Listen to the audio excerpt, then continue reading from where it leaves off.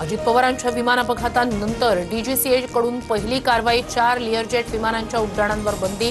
हवाई सुरक्षा नियमांचं पालन होत नाही, डीजीसीए कडून कारणे दाखवा नोटीस. आपल्या लढ्याला यश येत असलं तरी ते नखाएवढं अजून बरंच काही समोर यायचं बाकी आहे. डीजीसीएच्या व्हीएसआर कंपनीवरील कारवाईवर रोहित पवारांचं ट्विट. अजित पवारांच्या अपघातग्रस्त विमानाचा 3000 तासांचा रेकॉर्ड गायब. रोहित पवारांच्या दाव्यानं पुन्हा खळबळ.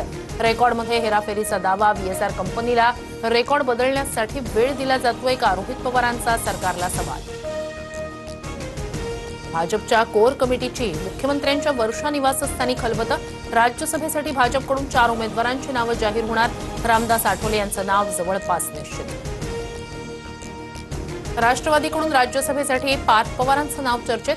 राष्ट्रवादी कोर कमिटीच्या बैठकीत चर्चा. 16 मार्चला महाराष्ट्रात राज्यसभेच्या 7 जागांसाठी निवडणूक होणार. राज्यसभेसाठी महाविकास आघाडीचा मास्टर स्ट्रोक. शरद पवार पुन्हा एकदा मैदानात. राज्यसभेच्या एका जागेसाठी शरद पवारच मवियाचे उमेदवार. पवारांच्या उमेदवारीवर तिन्ही पक्षांचं एकमत. सूत्रांची माहिती.